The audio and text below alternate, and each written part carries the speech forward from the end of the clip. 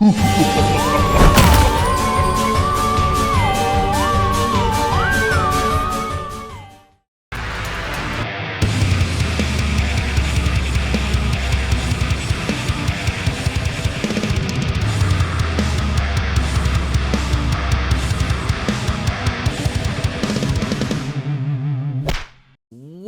is up, Fish family? Welcome back to Good Kraken's Death Ratio. I am your host, DJ Sifix, and I'm joined by two, count them up, 1, 2, of some of my bestest friends in the whole wide freaking world.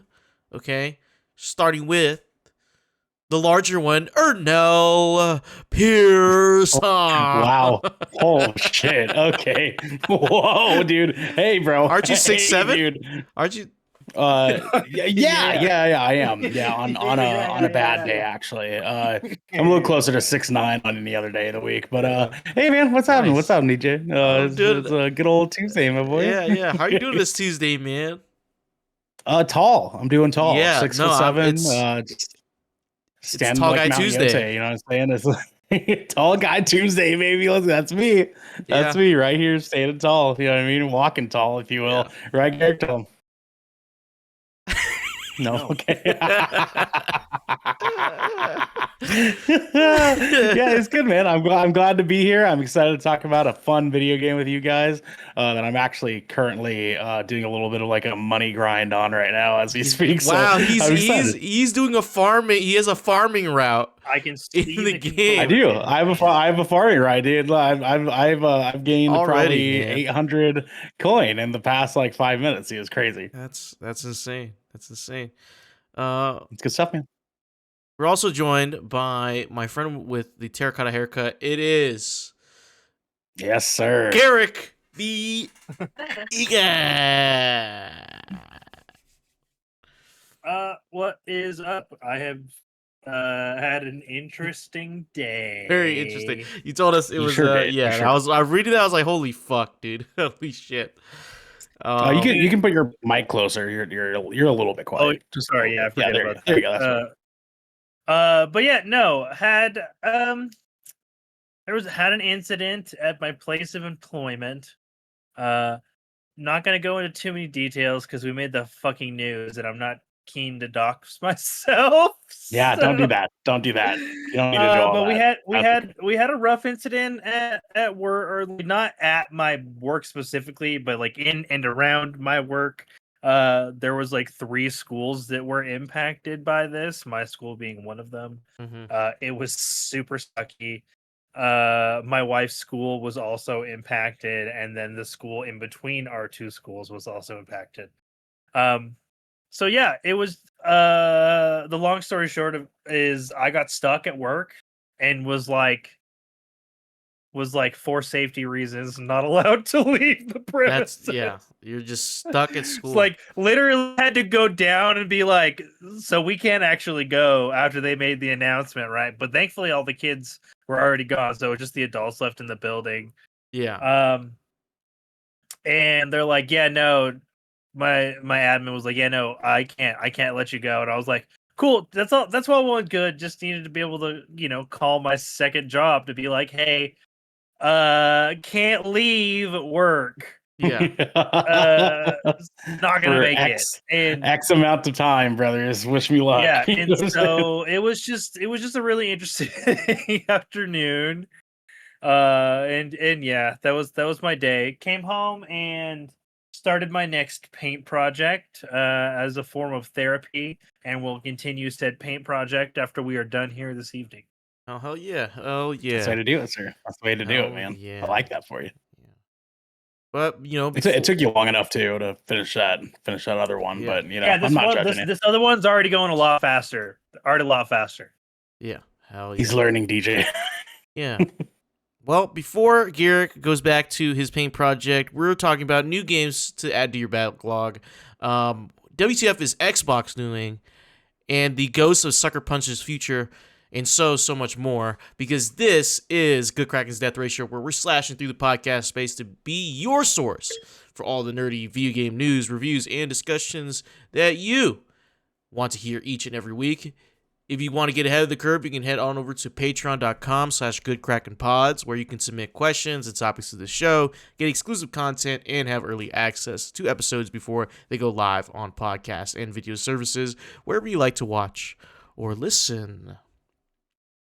You, yes, I'm talking to you, can help us level up our game by joining the GK community on our Discord channel by clicking the link down in our description section below, then subscribing to our podcast channel by searching for Death Ratio and leaving a review there. A review. Garrick, Yeah. what do we got next, brother? Just some small things, just some little footnotes that we like to give you, but they're important ones. Yeah. And that's why they're critical hits. Critical hits. Oh, Bam. shit, I didn't have the sound right. There you go. Bam, Okay. right there. Spooptober is here. Cracktober is here. So get your hollowed and spoopy decorations out. Onto your I'm still playing Dying Light, domicile.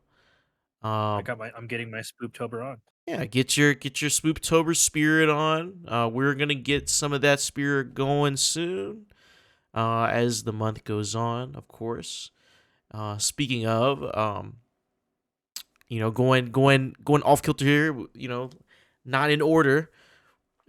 Our latest episode of the Shipwreck Show, we talked about a little bit of that. Some of our irrational fears, or what scares us the most. What does us the frighten? Yeah, no. Yes. For real. Actually, guys, I have a follow up. I was gonna post this about this follow up. I actually went to bed, and I had a nightmare. I had, brother. It started off. I woke up to like some guy's melted face, and like he's in a hood with a melted face, right? And like I'm just trying to swing at him, and then I wake up, and this guy's laying on me, like, and I can't move, and I'm trying to close my eyes and avoid it, and I wake up again, right? I wake up, I walk towards the window, and I look outside. There's kids playing, I'm saying, cars driving down the street, and somehow, like, I look in my bank account, I'm minus $1,280, and the real nightmare right there. Man, yes, that is the a real fucking nightmare. that was more scary. Oh my yes, god! and someone stole my card and spent $3,000 worth of things. I don't know what it was. It looked like it said Amazon. Yeah, dude. And I was trying to get my money back. I locked all my cards. I couldn't get back into my That is a account. nightmare. I was trying to find that was the most scariest part. And then I woke up. No, dude. Hell no. It was back to back. Dude, All those things back to back. I would have been waking up checking my bank accounts, dude. Dude, Yeah. I could feel it in my heart. My anxiety in that third dream, it was through the fucking roof, dude. Through the fucking roof. I think I've never been more scared of a dream in my life. Like, Welcome to adulthood. yeah, bro. It's a real scary thing. I know. I remember in the dream, I'm like, I got overdrafted. Like, the real nightmare. Adult finances. I was waiting for Devin last night to tell us some crazy nightmare about his car breaking down again, but he didn't have it. For real. Your check engine light came on. That's a real ass fear, man. Oh shit. Yeah, but Ooh-wee. of course, we got Songs of the Abyss coming back soon. We're waiting just a little bit longer. I'm sorry, you gotta keep waiting. But we're gonna get that out to you soon. It's gonna be closer to the end of the month, so just be prepared for that. So we're gonna give like tentative date of the next episode that's come out, like I guess the 27th. Towards the end of the month, 27th. Yeah. We just had to make some adjustments because all of us kept having things coming up, and then I had 3 different engagements that I committed to when we were still at that sort of in between point of like, oh, when are we rescheduling this? And it just so happened to land on Sundays, the one day I did not think we would pick. Yeah. I mean, well, and we did. I was gonna say we might be able to come back to Saturdays, because I am adjusting the schedule, so hopefully I start closing more on Saturdays, so then we can have the morning back. So we'll get D&D back in full swing soon. Especially by next month, especially by November, we'll probably have something concrete for you guys. Absolutely. Yeah. Christmas one-off. Yeah. For Patreons. Let's play like a Cyberpunk Red game. Like, you know what I'm saying? Like, we'll do a tabletop. Oh, they do have a Cyberpunk tabletop. We could do that. Yeah, we could do Cyberpunk that as a Red. one-off. I want to just call everyone in the call Choom. What up, my Choomba? Chew. DJ would be so zero much that fun to gonk, do that man. Cyberpunk Zero one, that freaking gonk. Zero that gonk. And dude. take his eddies.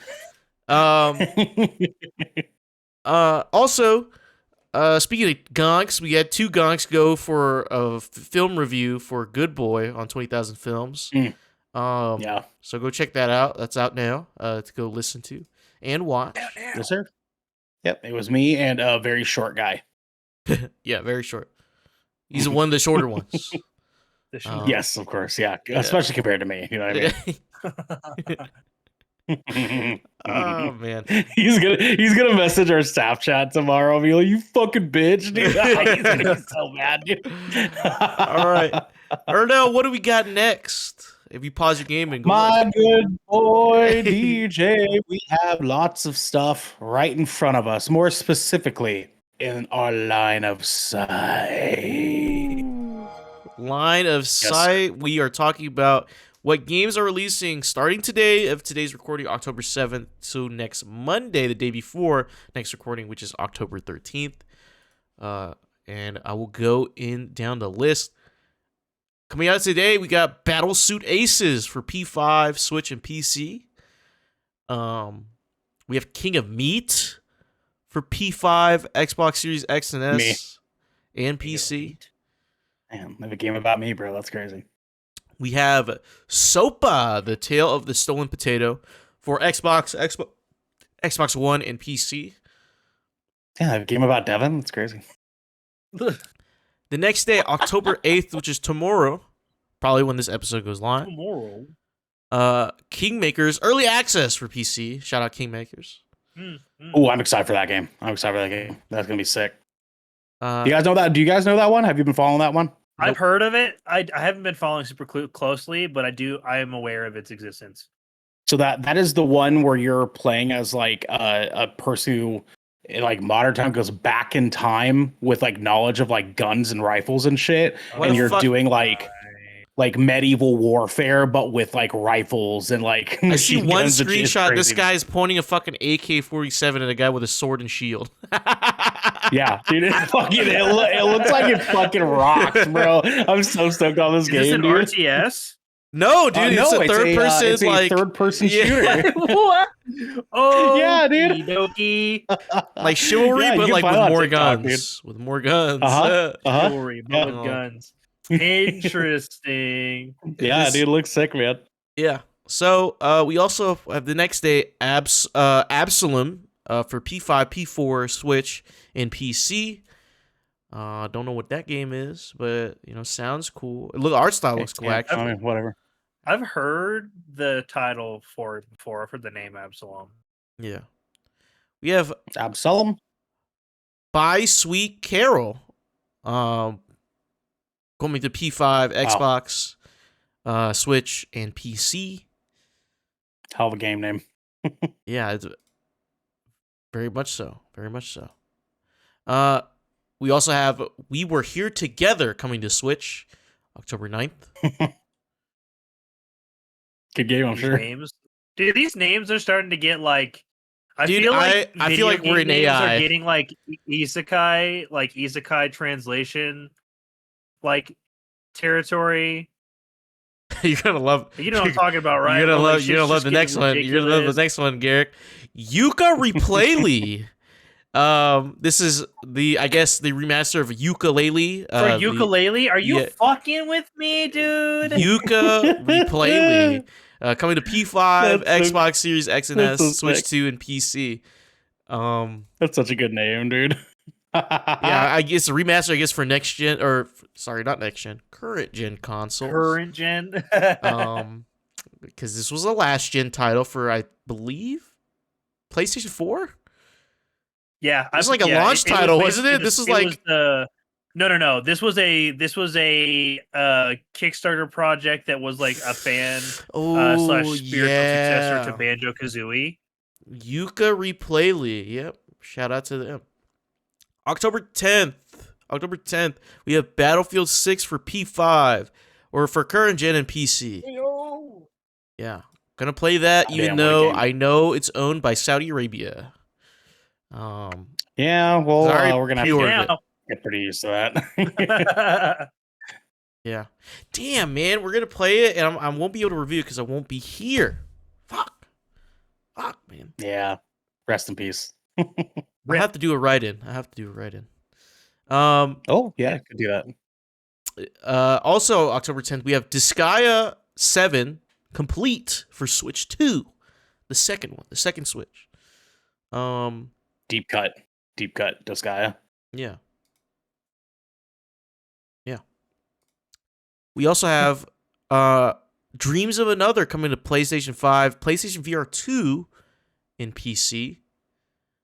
I do not know what this game is, but it's got VR. Love a good VR title. We also have Little Nightmares Enhanced Edition coming to P5, Xbox Series S and X, Switch 2, and PC. So shout out to all the Little Nightmares fans. Actually, real excited to play that. To be honest with you, I'm pretty sure 3 is also coming out soon too, isn't it? saying I'm pretty sure it's the same day, or it's like really close to it.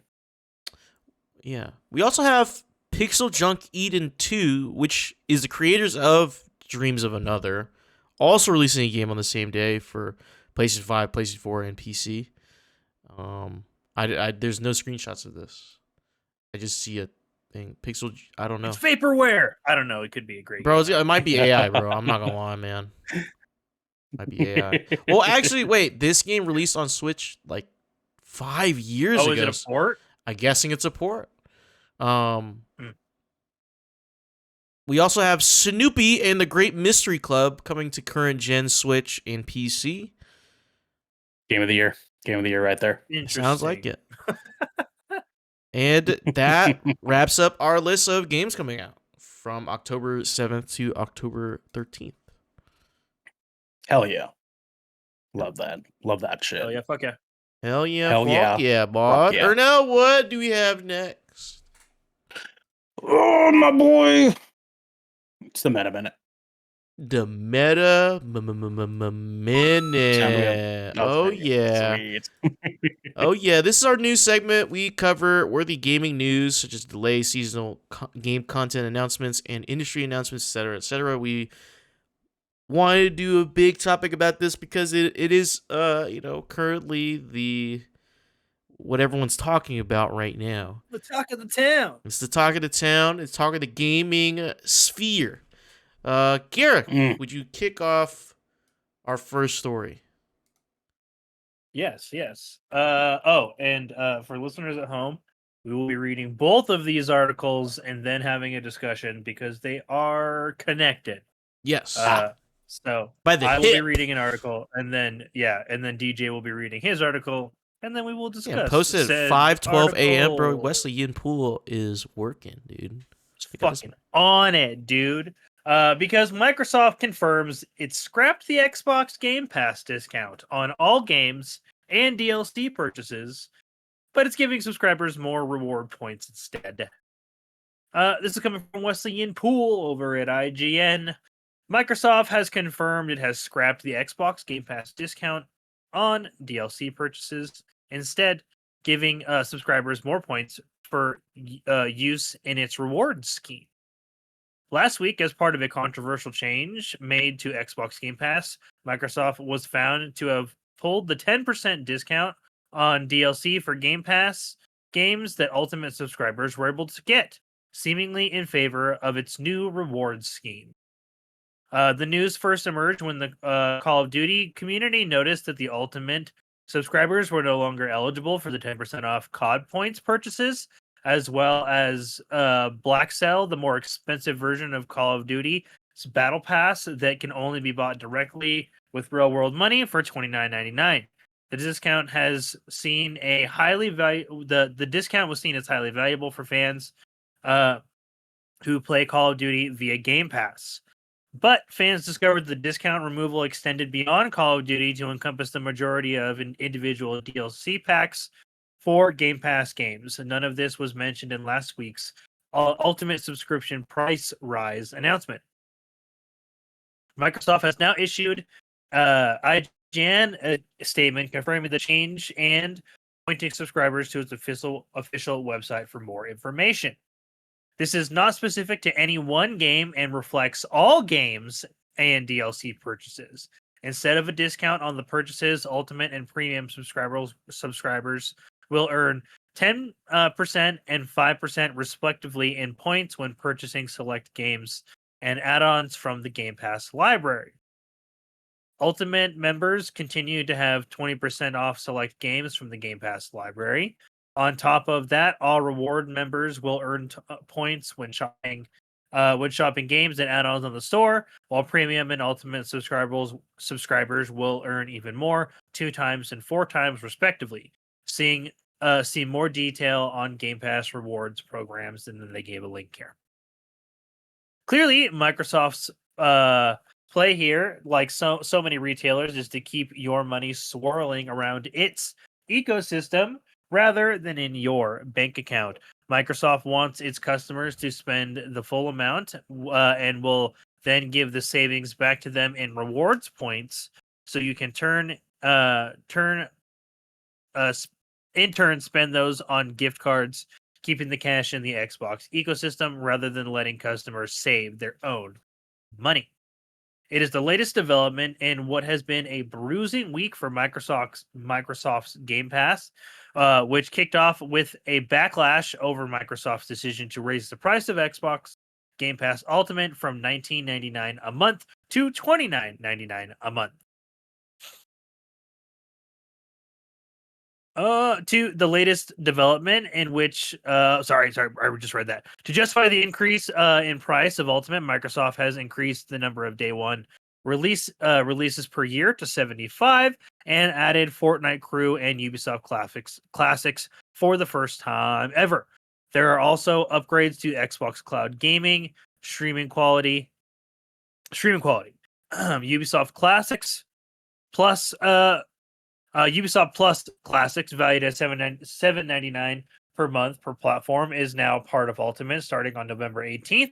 Fortnite Crew, which itself costs $11.99, will be included in Ultimate with access to the Fortnite Battle Pass and 1,000 V-Bucks each month.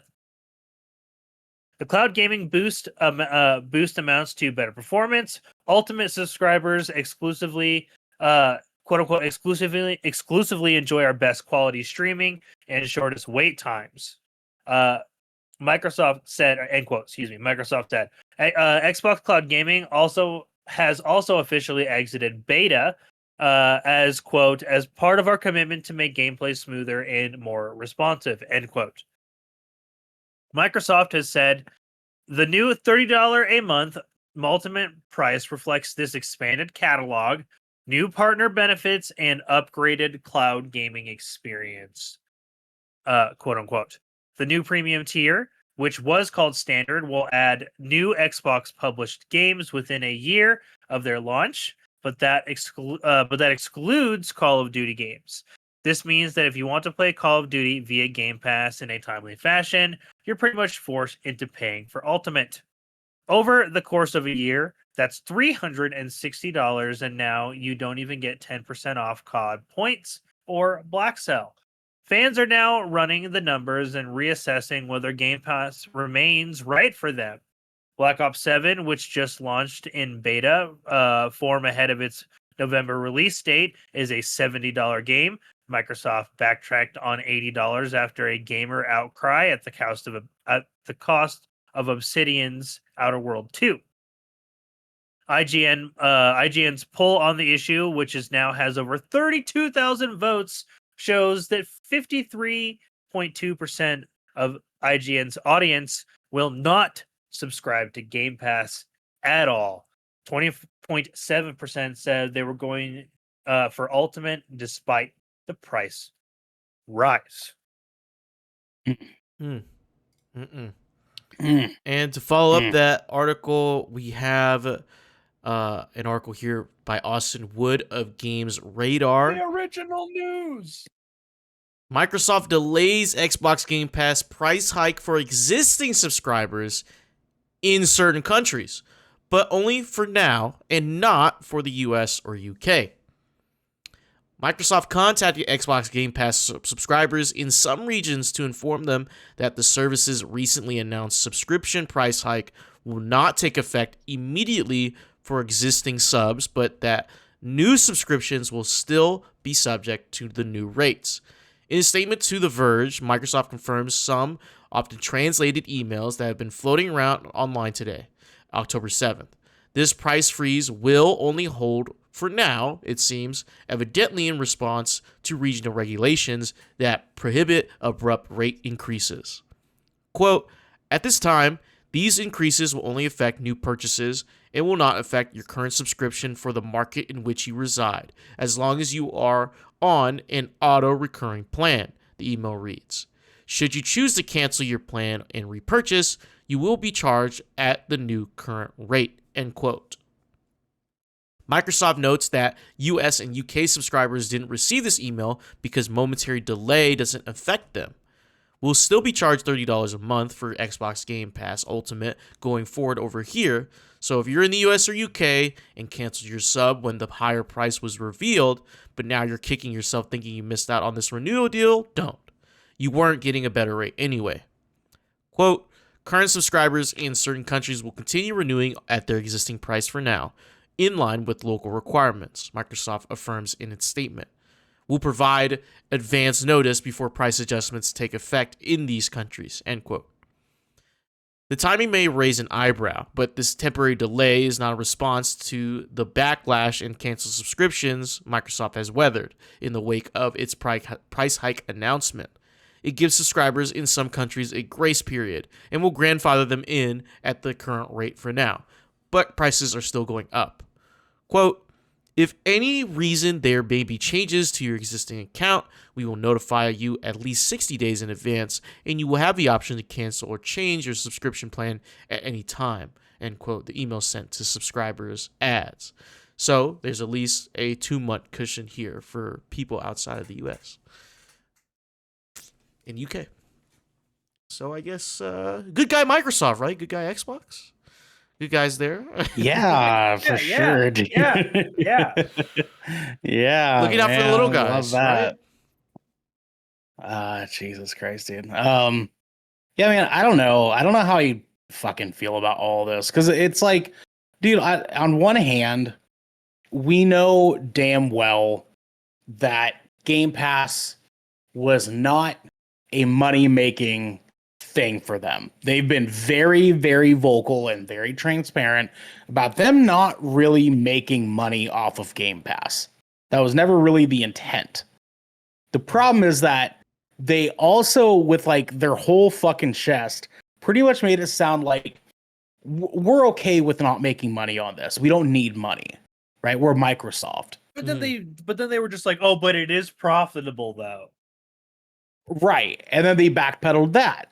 And now you're telling me that they're like, so listen, we had a lot of really great conversation about how Game Pass is, the best deal in gaming and you guys are happy with it. And we're happy that you guys are happy with it.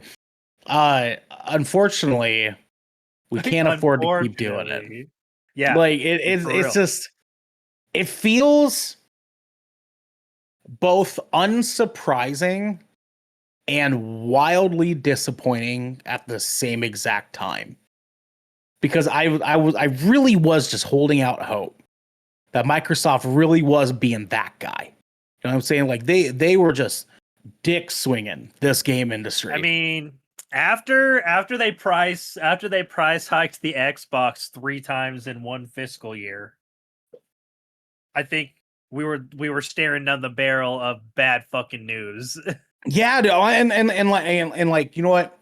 There's a defense there in which we live in this current world in which President Trump is applying a bunch of tariffs all over the place. Things have been crazy for this past year, right? So like we can like maybe could have made an argument for that.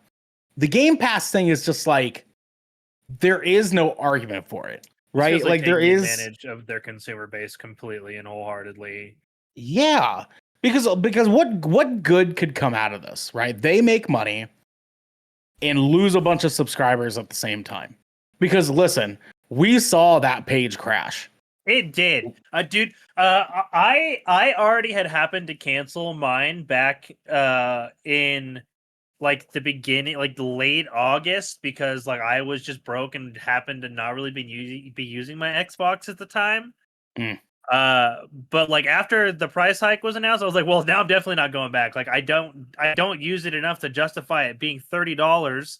It's also insane to me that it feels like Microsoft has forgotten that there used to be a time and an era where like your fucking console shit could just go away, my brother. Right?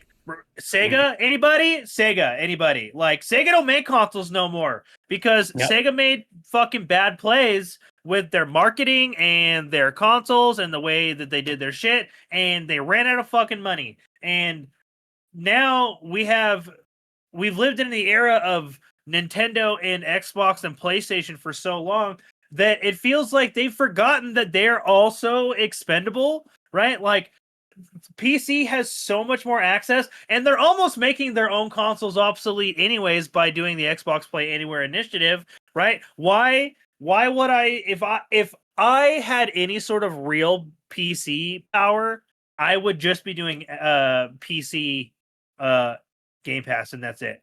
Yeah. Because that's the only way it's justifiable at this point. And even that still went up to fucking $18 a month. Right? You know, like I'm sorry. $30 a month for a streaming service is fucking insane. Like no other streaming service cost that much, and I'm sorry. Like the Ubisoft Plus Classics, that's not worth fucking the $12 a month that those stupid cunts charged for it. Like it's just not. Like Ubisoft is shit, bro. You're telling me that like that's gonna justify the price hike, and they're like, oh yeah, we added in like this $12 a month thing that's now bundled in that only some people are gonna use, and then we also bundled in this other $10 a month thing plus some V-Bucks that anybody over the age of 25 or with fucking an IQ above the average toddler is never gonna use, bro. No one's gonna use that shit. Like when was the last time you saw anybody actually fucking talk about Fortnite outside of the random collaborations that they do? Nobody. Exactly. Right? Nobody fucking talks about Fortnite gameplay, right? Or their innovation, right? I don't give a fuck about like just getting the free battle pass for the same regurgitated garbage that they put out every single month. Oh, I can get a Labubu skin when that eventually comes out. Great. Right? Like, I don't, what the hell ever, man. Nobody cares about that sort of stuff. And on top of that, taking away the discount and just being like, but you get more points. Your guys' rewards system sucks, Microsoft. Nobody dude, it's historically sucked, dude. It's oh my god. Bad. Oh yeah, you're gonna get 4 times more points. Oh yeah, because I only got 10 points every time I spent $60 to begin with. Yay! Like now I get 40. And like the bare minimum cost for anything is like 150 points. So like What every three $70 game purchases, I can buy $5 off my $30 Game Pass subscription for the next month. Go fuck yourself, Microsoft. Yeah. Dude, and what sucks for me, I feel like, is that when they announced Game Pass, and we were like, "There's no way it's that good." Right, dude, they like, did it's the just gonna whole, be like, they did the whole promo, like right, everyone the gets best free deal in games, gaming. like, you know what I'm saying, bro? Yeah, That one ain't shit, dude. we were non-believers. We really think like, oh yeah, no, there's gonna put on old ass games. It's gonna be like PlayStation, like it's gonna be Yeah, it's whatever. gonna be like PS not a Plus, huge, man. Like, it's like one good game every like 3 months. Dude, and you even know? PS Plus is Yeah, almost better at this point, like for the price. Well, and that's the thing is that like when we found out what it was we were getting with Game Pass, right? AAA first party titles, day and date on release. We got Halo Infinite on fucking day one. Our minds were fucking blown, right? This is too good to be fucking true. And Xbox said, "Nay, it is true. You are going to get so many games for this one single price." And we said, let us into your ecosystem, right? We all have been playing Xbox games like fucking crazy since they implemented Game Pass. How fucking dare they? You know what I'm saying? After all really time shit the bed. of support and love we've given, how dare they now decide that the money we were spending wasn't fucking good enough? Like, I get it, dude. Like businesses being businesses and shit. But it's just like this was the one thing Xbox had over PlayStation. Because PlayStation last generation and this generation continues to fucking kill it. Obviously, this generation less so than last, but PlayStation's first party titles are huge. That is so much fucking leverage for them. They really have like, been. Yeah. They have been Yeah, like- for like since like the better part of like at least the last decade. They've been massive titles. Yeah. Dude, but between God of War, Uncharted, The Last of Us, Ghost of Tsushima, Spider-Man, like it's a huge fucking list that people are buying PlayStations for. These are actual like convincing games, that titles, franchises that people buy this console for. And Xbox said, "Well, hey, we know that we have some first party titles. We know we have them, but we don't have them at the capacity that PlayStation does. So what we'll do instead is give them to you for free." Right? Genius. Oh my God, fucking genius, right? What a way to just slap your fucking nuts on PlayStation's chin, right, DJ? Just fucking lay it out on the fucking table. And now they're saying they don't want to play ball anymore? Dude, we've been praising Xbox, you know, for a while now, like very, you know, recently. Yeah. They've been making some great moves. I mean, Game Pass is a success, even though we really pulled the line for so long for them. Yeah, dude, and even though it for some games it's not, I guess, profitable for them to be on Game Pass in the long run, it was still great for the consumer. Like that was such a pro-consumer thing. There've been so many like pro-consumer, you know, choices that they've made, and now it's like we've been rug pulled, you know. And the fucked up thing is, you know, in the article Garrick read and the IGN article that Wesley and Poole wrote, IGN did their own poll. Still, 20% of people said they're still gonna re-up on the Ultimate subscription after the price hike. So 20% of what, 32,000? That's like what? Like it's like what, 10% is like 1,000, right? Yeah, right. So it's like 6,400 people. Yeah, around 6,400 people paying $360 a year. I mean, that's great for them. Like they just need the like 1% of people to buy Ultimate for it to be profitable. And I wouldn't mind that if we would get more as a standard subscription, right? Now we can't even get the discount on games we can't get Call of Duty Day One. We It is can't bad. It's get bad. the discount on the Battle Pass. All of our shit's going to a reward system that I didn't even know existed. And That's how archaic it is. yes, bro. Are you talking about the Microsoft rewards that I get every time I fucking Yes. those Yes, things where I dude. can use 10 so points to bad. enter a raffle for an item? Fuck that, bro. It's the worst thing. That's the one. And Yep, that's the system. and so now we don't get the discount. We just get freaking rewards. Rewards for what? For what? Skins, Like wallpapers. it doesn't make any For sense. fucking- yeah. It doesn't make any Avatars. sense to do this move. Like Sony's been pro anti-consumerish, in the past few years. Like we've seen their Yeah, hand. but at least they're in your fucking face. Yeah, they're like, hey, about it. honestly, Like, guys, they've always we been just in want you your to spend more face. money. They're like, But we're an Xbox- elite company. If you don't like our shit, fuck you. Yeah, Xbox is like, yeah, we're Americans for the- for the we're for the people, real for the folks, we're for the gamers. And now it's all hoopla. It's all gobbledygook, bro. Like, and you're expecting me to eat what's in front of me? No, bro. And I don't know where Game Pass will be in the future. Because I upgraded, like literally a few weeks ago, I upgraded to Ultimate to play cloud gaming for like a month. And I Yeah, still get dude. access to it until like what? Like middle of this month?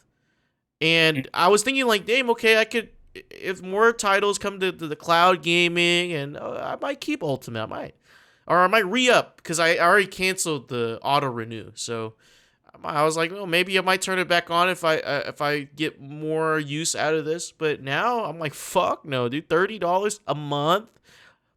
Like, we're going into dangerous territory, man. Like, the gaming industry is falling off a terrible slope, dude. Firstly, earlier this month, or last month, I guess, we had the Prince Saudi Arabia buying EA. That's not going to be good for us. It's all No matter how much you look at that, you could spin that as much as you can, bro. That it's still like overall bad move. Now we get this price hike, and I'm sure Sony's got to be cooking something up their sleeve to give us, man. Nintendo's doing fuck shit to the consumer. And patents and their lawsuits. yeah, bro, They're suing all the consumers. Bro. Yeah, man. The industry is in such a bad spot right now. We've been so video game has gone so corporate, so corporatized, and so far a part of the machine that is late stage capitalism. It is now not only a luxury to play games, because it's always been a luxury to play video games, but now it is an expensive luxury, and now it is genuinely, honestly, like not even a worthwhile luxury to have. Not even a hobby no more. It's genuinely just like time prices sink. going down, or prices going up, quality going down. Yep. Ernell. For now. The extra thing about this that seems to blow my mind, actually, let's step beyond the games industry, right? Yeah. Let's look at this subscription model that we've all been suffering from for years now, right? I can't believe we live in a world in which every single subscription platform that we are kind of just cornered into purchasing, Netflix, HBO Max, like Cinemark, I have to get discounts on those theater movie tickets. You know what I'm saying? All these subscriptions we pay money for monthly. I don't understand what kind of like business idea these guys have of like, okay, we don't have enough money, so let's just raise the price and hope to God that people don't get tired of paying $30 per month per subscription service. Because Netflix, it ain't fucking cheap either, dude. It ain't fucking cheap. It's like $24 right now, dude.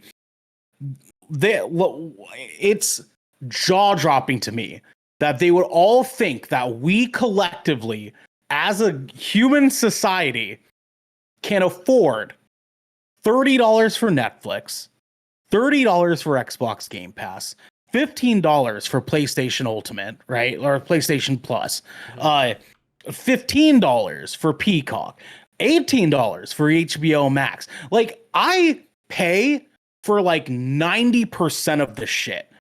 And I'm constantly juggling which ones I really need to keep for entertainment purposes and which ones we don't. We talked about this before, how just the streaming TV shows and movies thing already puts us above cable prices. Right? Yeah, 100%. It And just now feels like less because you're being nickeled and dimed rather than seeing a fucking fat cable bill each month. Well, because the argument that they have is like, listen, $30, you get as many movies and TV shows as you can possibly fucking consume, right? But the normal working man doesn't have all the time in the fucking world to watch all these movies and shows.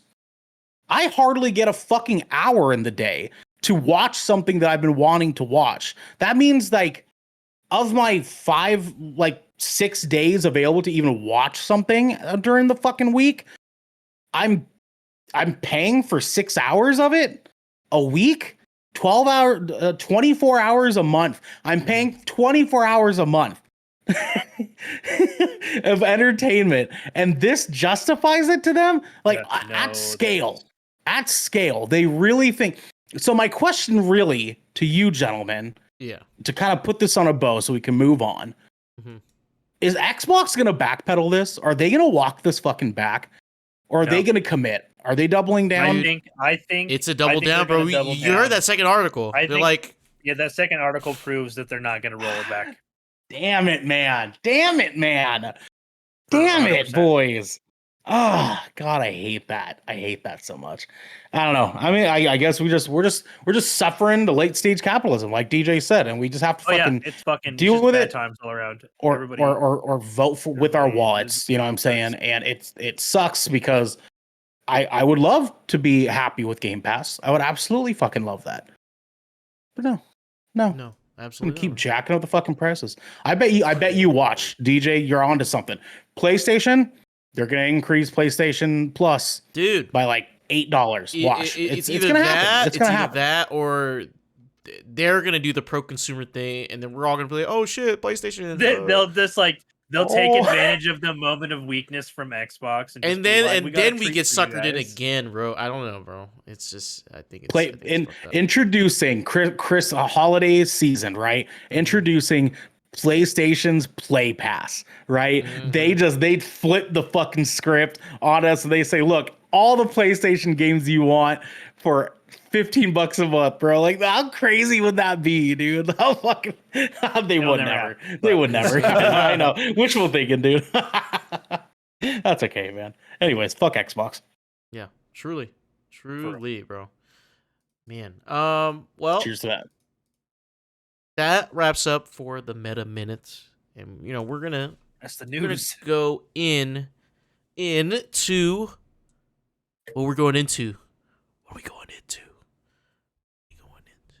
Is it Garrick's turn or my turn? Either or, man. Who's gonna say it first? Who's saying it first? I don't even know who you are. Yeah. I don't even know who you are. Garrick, what do we got next? Indeed. Yeah.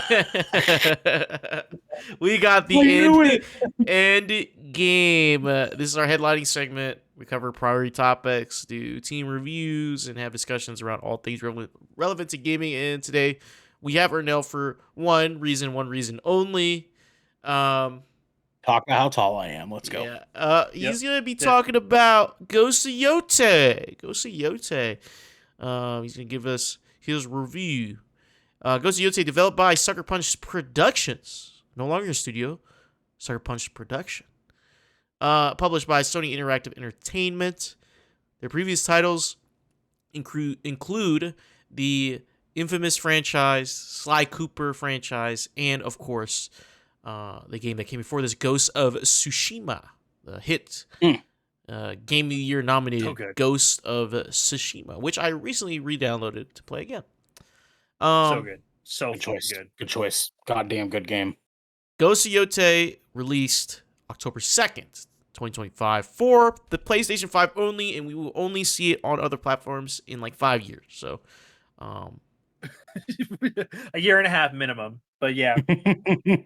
5,000 5 years. years. Yeah, it's gonna be Um, 5 years, man, for sure. The synopsis is set 300 years after the critically acclaimed Ghost of Tsushima.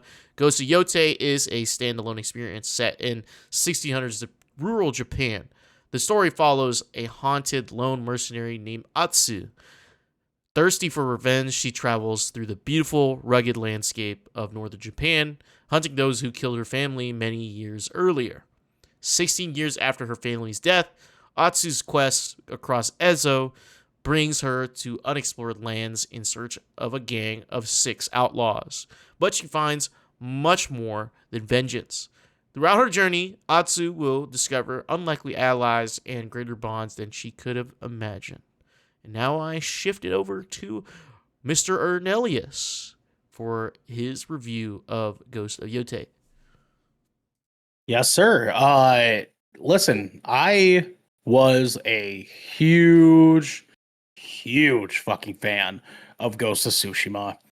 One of the only games I platinumed. Absolutely love that fucking game. And coming into Ghost of Yotei, we saw a lot of very weird back Let's and just say forth. it. The bullshit takes. There's some real fucking stupid ass Yeah. takes. Just the pseudo intelligence was just ripe with this fucking game, man. That just a bunch of fucking like 45 IQ people that convinced themselves they were 112 IQ. You know what I mean? Mm-hmm.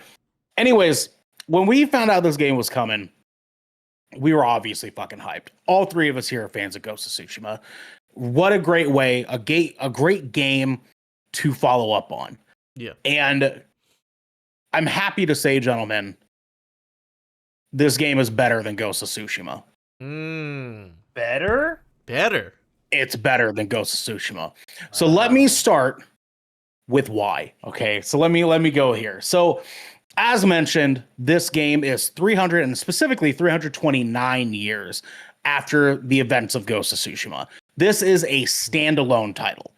You do not need to have played Ghost of Tsushima to know what the fuck is going on in this. It is a completely different story, a completely different area of Japan. In Ezo, which is modern day Hokkaido, Japan, based in 1603, as DJ had mentioned earlier.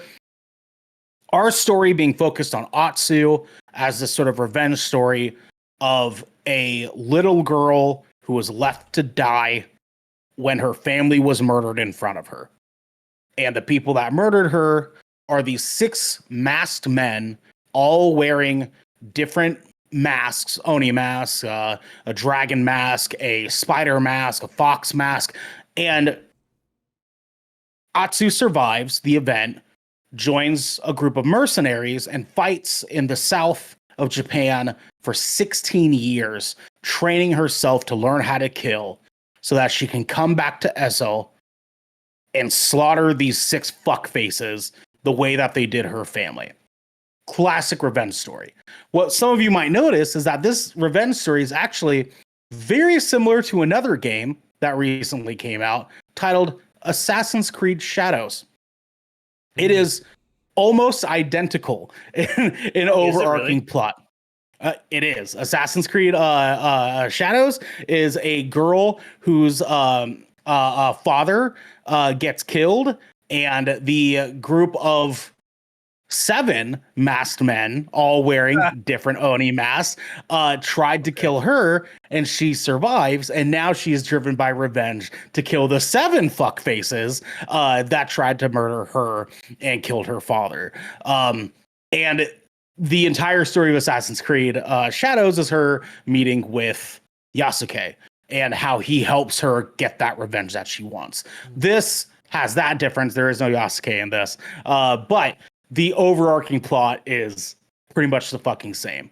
But in 1 hour of Ghost of Yotei, it does this story better than the entirety of Assassin's Creed Shadows. And I finished Shadows. I finished fucking Shadows. I enjoyed Shadows.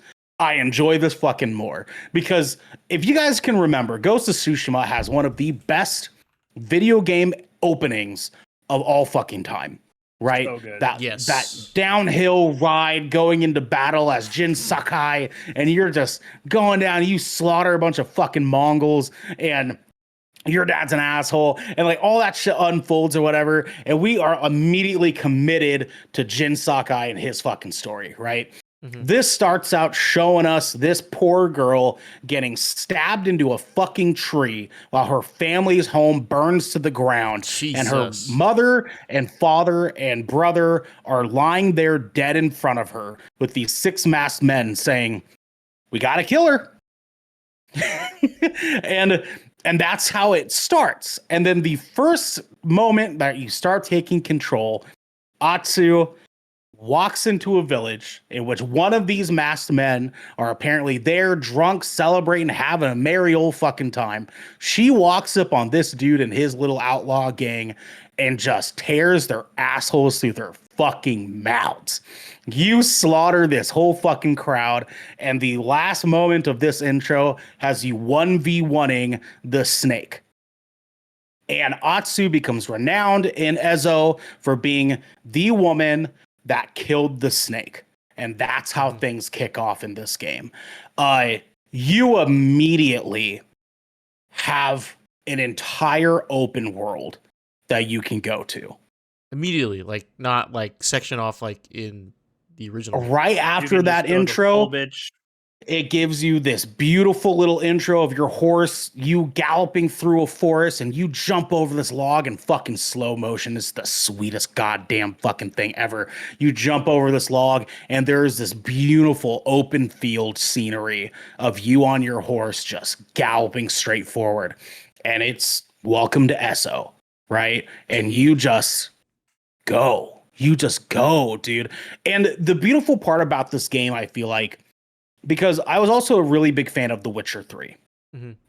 Great game, huge game, Love Witcher. Lots of shit to fucking do. It can get overwhelming for some people. As we've talked about before, I put in 120 some hours into The Witcher 3 and never actually fucking beat that game. Right. Still to this day, have not beaten the campaign for The Witcher 3 because there's that much shit to do. It can be overwhelming. It can especially be overwhelming because The Witcher 3 doesn't really point you in a direction. Like, it kicks off, you take control of Geralt, and it just says, cool, there's a place nearby. You can go there. Well, you go there if you know what really want, but yeah. That's pretty cool. This game elevates that perfect checklist style that Ghost of Tsushima did by sort of leading you with the story to say, hey, you're gonna want to go to your family's home first, right? Because that's why you're here. That's why you're back in Ezo. Let's go back to your family's home. And so you go there, it gives you this little mission. And then the cool part is that PlayStation has utilized the that system that the Medium uses on Xbox, where there's 2 different worlds sort of like coinciding at the same time. In this, Atsu, you can hold down the touchpad button right here in the middle, and it'll flash you into a flashback of her as a child. And you can live through some experiences that she had as a kid with her family as she is sort of juggling and trying to cope with this loss of her family that she's been so enraged about for 16 fucking years. You get to live out some of this stuff, and they use that as sort of a like decent tutorial to introduce you to a lot of different systems, which brings me to the really cool shit that PlayStation did in this game with the DualSense controls, because they finally re-implemented some of these DualSense controls into this. So there's a ton of different activities that you can do that are like small real-time activities where if you camp, and you can camp pretty much anywhere in the open world short of within a vicinity of a like mission, right? If you camp, you can light a fire, and Atsu will put down some like dried grass underneath some like logs, and you have to like aim her like flint and mortar towards like these little stacks, and you flick the touchpad to get her to like strike the flint, and then you have to like tap the trigger in a certain way while To, like, aiming to blow get her on to it. like Yep. and like blow That on it sounds that cool. way. So fucking cool. There's other things like that too. There is cooking. You can cook over a fire. Atsu will cook fish, mushrooms, different things, and that gives you a temporary upgrade that lasts for like one in-game daytime. Where if you cook a fish, for example, it'll give you like upgrade to how strong your arrows are, for example, and it'll last for one whole day. But the cooking, you have to use the controller and aim it in different directions to like hold the fish over the fire. Whoa. And then you flip it over with circle and you cook that side, and then you flip it over, cook that side. And if you get too close to the fire with your controller, it'll burn the food and it will make it inedible and you have to toss it out and try Oh, shit. again. There's also an entire blacksmithing mini game in this where you have to take like the metal and you flick the controller down like this as she's hammering the steel to craft the sword. And you have to like flip the sword over using a button. You hammer it again. And when it starts getting cold, you have to turn the sword into the heat and then bring it back, hammer it. And they also have a thing where you can lift up the sword to look at whether the steel is straight while you're hammering it. It's, oh my God. The Insane. implementation of the dual sense controller stuff is so rad, and it's so simple. Like, they didn't even need to add this shit, to be honest with you, and they did it as just this extra layer of PlayStation being like, look, we know this is our game.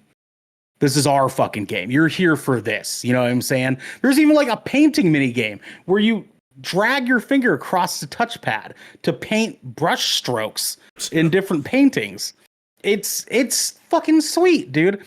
It sounds like But- they've added a lot more to what was available in the past. Do they still have all the same activities they had previously as well? Or did some of them go away in lieu of these?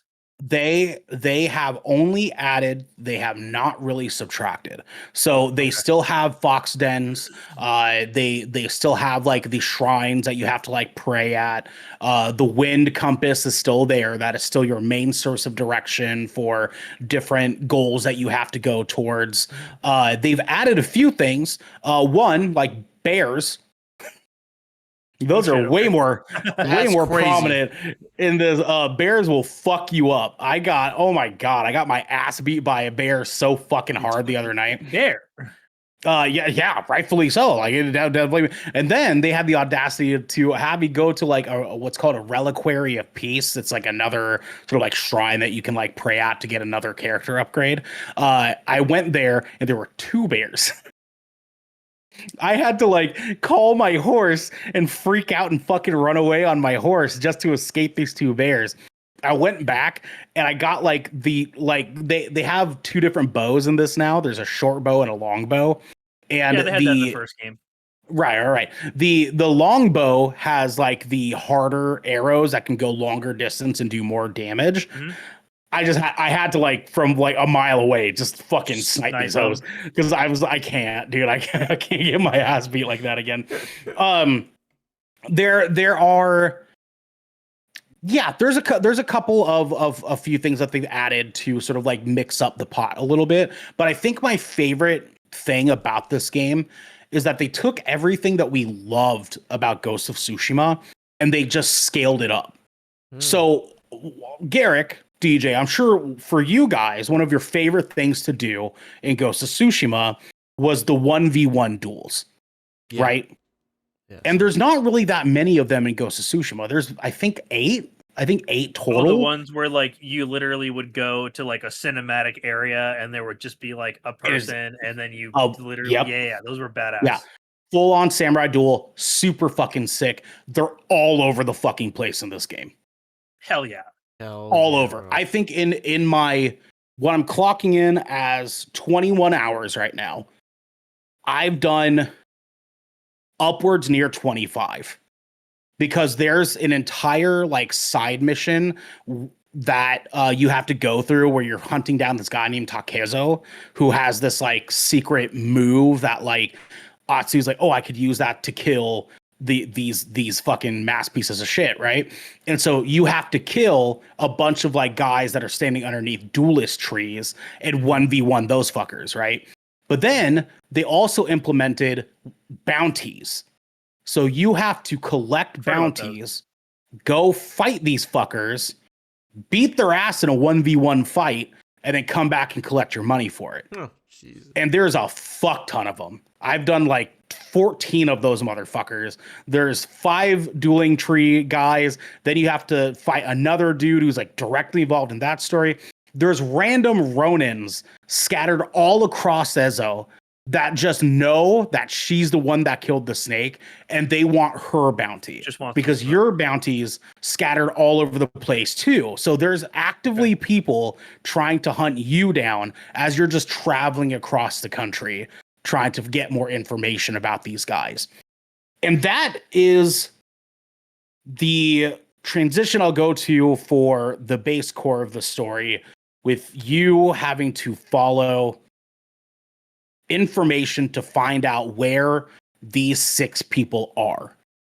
Because the only thing that Atsu knows is that the main leader of these masked men is the samurai lord Saito. And everyone knows who he is because he's this like super fucked up leader of this like rebellion samurai group that are having this civil war within Ezo against another militant group that are present there that are the good guys in this case. And Atsu knows that the only way to get to him is to kill the other guys as well to get her revenge. And you have, as you're sort of traveling the world and exploring different areas and meeting new people, Atsu's like fighting these people or engaging in these conversations with like random travelers and stuff, and is saying, what do you know about the Oni? Or what do you know about the spider? What do you know about the dragon? And you're actively interrogating people or getting more information, and it unlocks more missions for you to do as you gather more of that information. So you can't find these specific people until you've gotten the information about them in order for you to know where you need to go on the map. And that's this sort of extra added like detective work that you're having to do in this game that creates this sort of immersive experience that is added on to the how committed you are to Atsu as a character. Erika Ishii kills this fucking role. Oh my God, she kills this fucking role, dude. And Erika Ishii kills it in everything, to be completely honest with you. But she really put her whole fucking actusy into this fucking character, dude. Because Atsu is surprisingly compelling. For a story that I've already played 16 hours of with Assassin's Creed Shadows, I am so much more committed to Atsu as this like angry, driven, super strong, super like powerful person that has struggled for all these years and learned how to kill people. And it's just added on to with all these cool fucking things between the armor pieces that you get, which was in Ghost of Tsushima. Armor is one of the best parts of that fucking game. There's a ton of them in this. There's also mythic armors that you have to follow like mythical like lore based quests in order for you to get that armor piece, just like Ghost of Tsushima. There's a ton of them in this too. I just came across an area in the game where I'm pretty sure is dedicated to I'm pretty sure it's an Easter egg to Ghost of Tsushima in a way that is a direct homage to Ghost of Tsushima, because I'm seeing the Ghost of Tsushima arrow symbols everywhere in this one specific area. And I'm pretty sure there's something to do with that, but I haven't dived into it deep enough to find anything like crazy special. I just know that they're referring to Jin Sakai as the first shinobi. So like, even though it is like a distant standalone game, they're obviously saying like acknowledging, hey, this is the same world, they like in the same universe. And yeah. Well, just super fucking rad, man. It's super rad. I listen, I don't want to beat a dead horse here. I think that this game has so much to offer. Like I mentioned to you guys, I am 22 hours into this game. I am still only 4 story missions in. hold on. I can find this out. I am 4 story missions in out of 1, 2, 3, 4, 5, 6, 7, 8, 9, 10, 11, 12, 13, 14, 15, 16, 17, 18, 19, 20, 22, 23. And I am the story 4 the story missions. usually are not short either. They're usually fairly lengthy. Mm-hmm.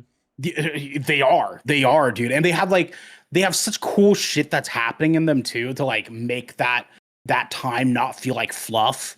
It's all so interesting. And the cool part is that all of the side shit is just as interesting. Like I ran into this whole side quest line thing that ended up being like one of the dopest fucking pieces of armor that you get out of this fucking game, where you run into this what's called mysterious gate, and you walk in, and as you're about to walk in, there's this guy who like walks up and he goes, I know you're not going in there, right? And he explains to you this whole lore about this general that was referred to as the Spider Lily General, because everybody he killed, their blood would splay on the ground and spider lilies would grow from their blood.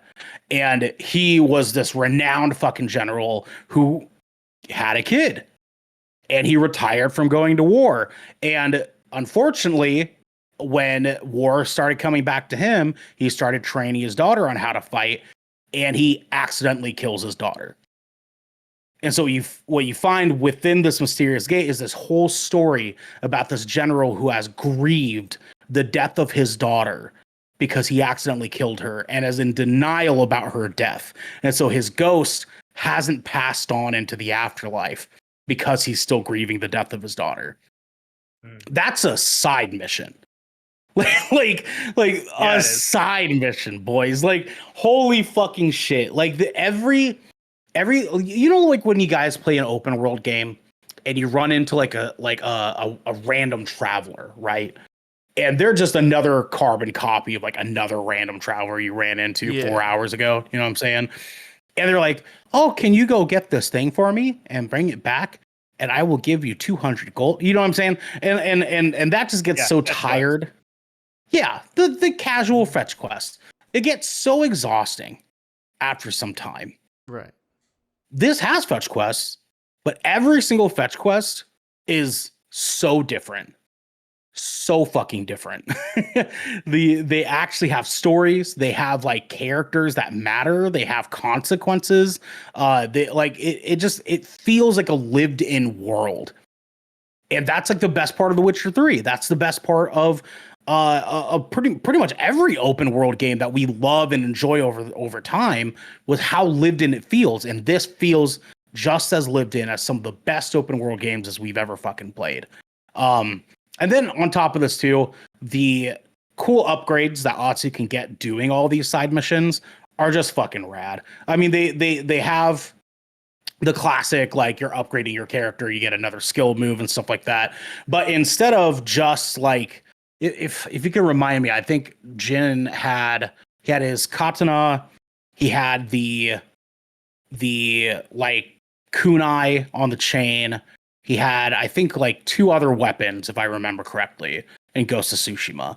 Mm-hmm. This has 5, and what, like, of the 5, he really only 2 only had his sword, and he had the stances for the sword, and then he had some like various throwables. He had various throwables. Yeah, he didn't have different weapons. The only different weapons came from the legends.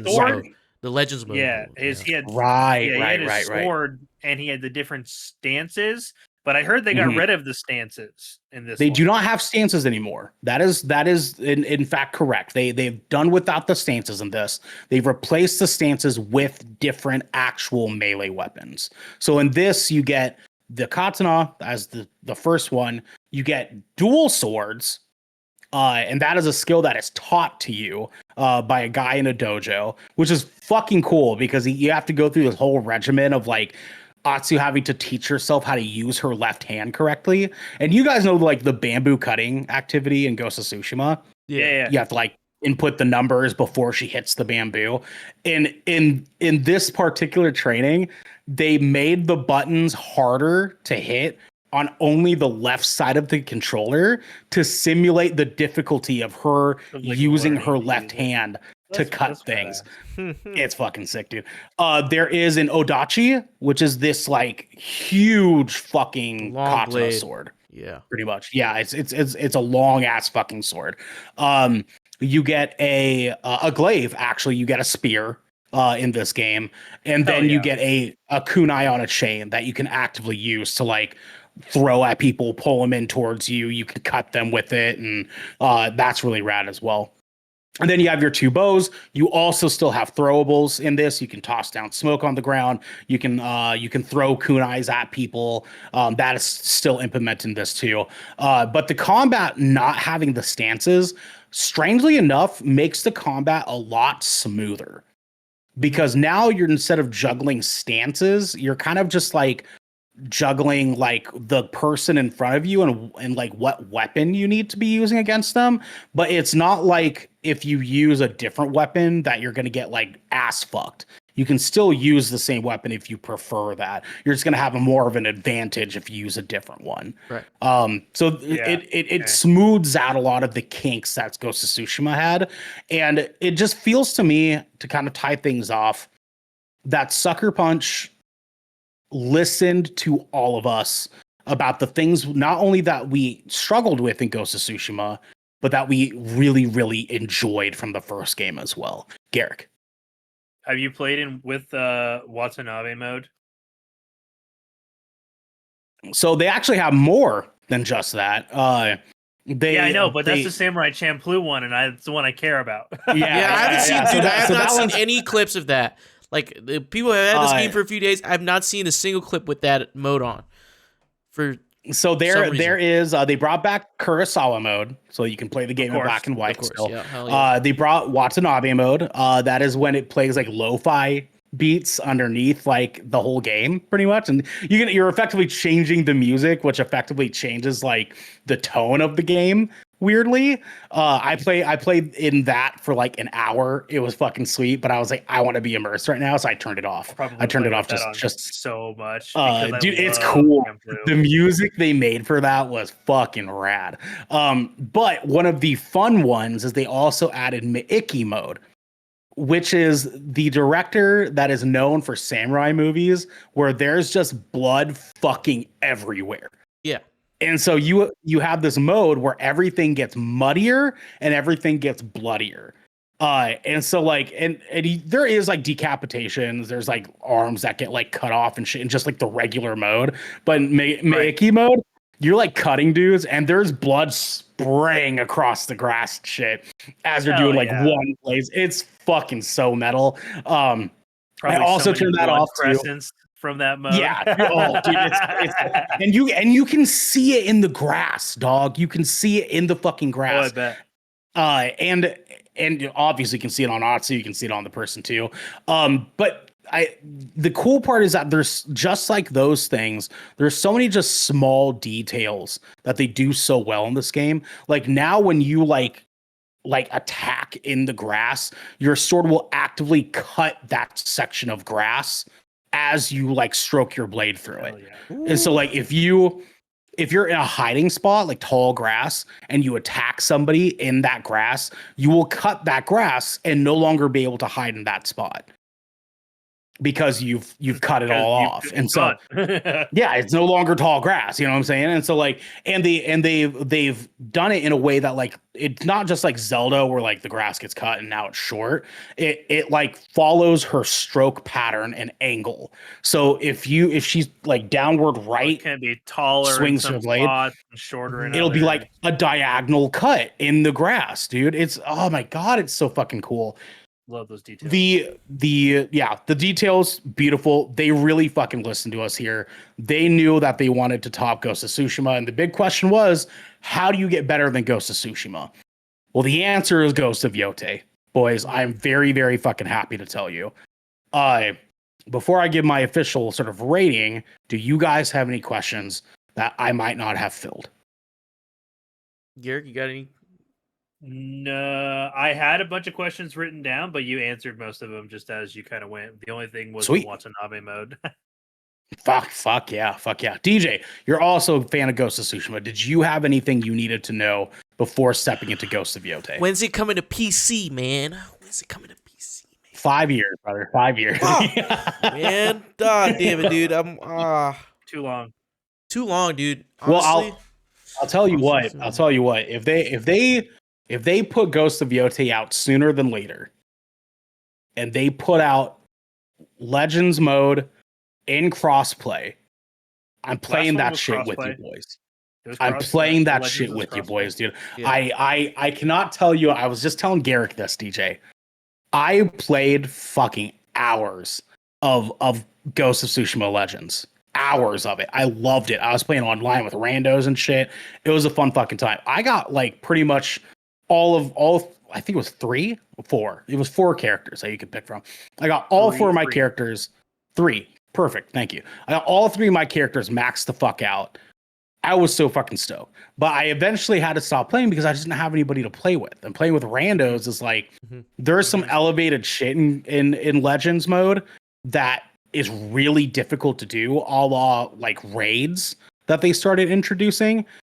Can't do that with just randos. Right. So I will be very happy to play Legends with you guys in any capacity. So it'll be very, very exciting. Gentlemen, I am happy to say this game is a play it now. Absolutely fucking play it now. Hell yeah.